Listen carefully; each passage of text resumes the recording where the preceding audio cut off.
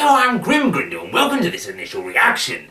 Last night I saw Kong Skull Island, and holy heck, was it flipping awesome!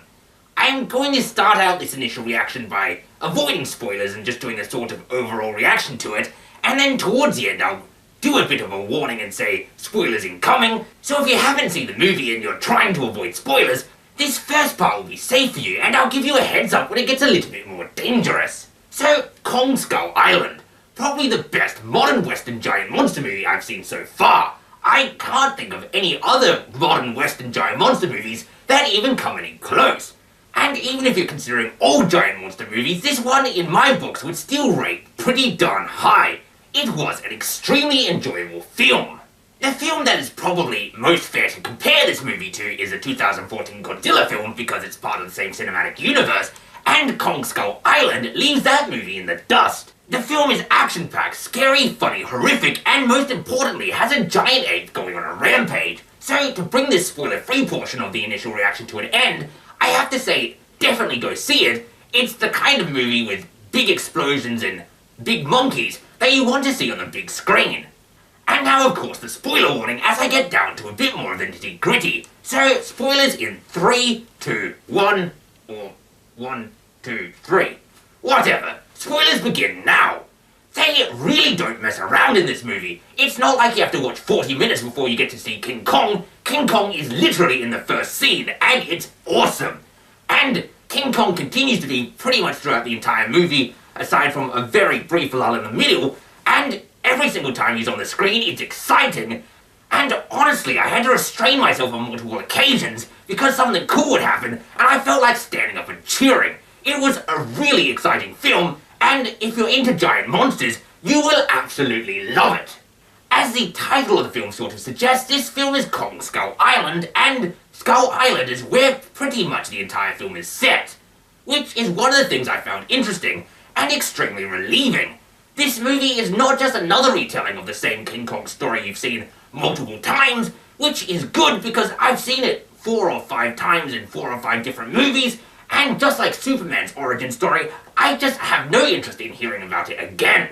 The film is pretty much entirely its own story, although it does hark back and make reference to other King Kong movies, so you get your King Kong moment with New Fei Ray, and you get him fighting a giant octopus, but overall it is original. It's sort of like the other King Kong movies, but instead of grabbing him and bringing him back to New York, the entire movie is set on Skull Island, which was awesome and brings me to Skull Island itself. Skull Island is utterly beautiful, and so is this entire movie. Every single shot in this movie feels like you're looking at a holiday postcard, except with a giant monkey in it.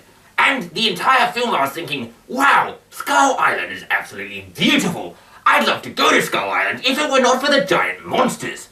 And I do say monsters plural, because there are lots of monsters on Skull Island as per usual, which means you do get to see some Kong on monster action, which, as you might imagine, is flipping cool. No dinosaurs unfortunately though. I did want to see King Kong go up against another T-Rex, but alas, I suppose we have to wait until 2020 until we truly get to see King Kong fight another giant dinosaur.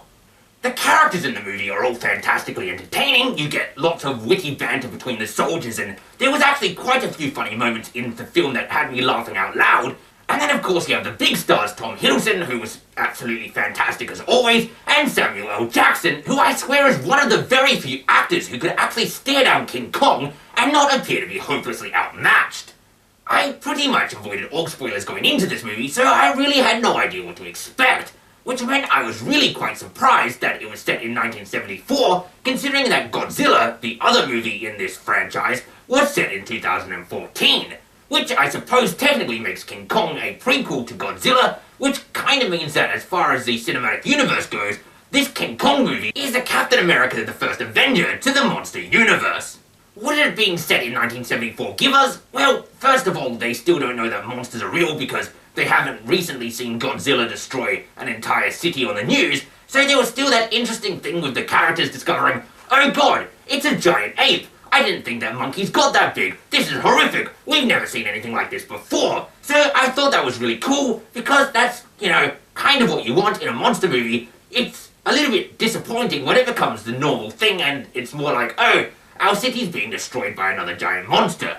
Also being set in 1974, all of the soldiers in the film have just left Vietnam, so they're all pretty battle-hardened and a little bit cynical, and really sick of having just been put into another jungle. Even more so having found that it has a giant ape in it. And, as you might well expect, the music in the film reflects the era it's set in, so we get lots of Black Sabbath, Jefferson Airplane, David Bowie, and a whole slew of other stuff. So if you're an old school rocker like I am, and you want to see a bunch of attack helicopters going up against King Kong while Black Sabbath plays, this is definitely the movie for you. And now probably the most important thing, King Kong himself, because it's not a King Kong movie without a very good King Kong. So how was King Kong in Kong Skull Island? He was absolutely awesome. It was an utter joy to see every single scene with King Kong in it, and as a monster movie fan, I spent the entire movie, ironically considering that I'm grim, with a giant grin on my face. It was cool to see him fighting giant lizards, and it was even cooler to see him fighting helicopters. And I honestly can't wait until I think it's 2020, in which we'll get to see him fighting Godzilla. And I think that's really a good point to end this initial reaction to. King Kong was a fantastic, exciting, utterly beautiful, funny, horrific, scary, and awesome movie. And most impressively, in this world where every single franchise has a cinematic universe, this movie had me leaving the cinema pumped, excited, and very impatiently awaiting the next installment in the franchise. So, do I suggest you spend the money and see Kong Skull Island on the big screen? Heck yes, it's flipping awesome! And with that, we've come to the end of this video, so as always, thanks for watching, and until next time, I have been and still am Grindle.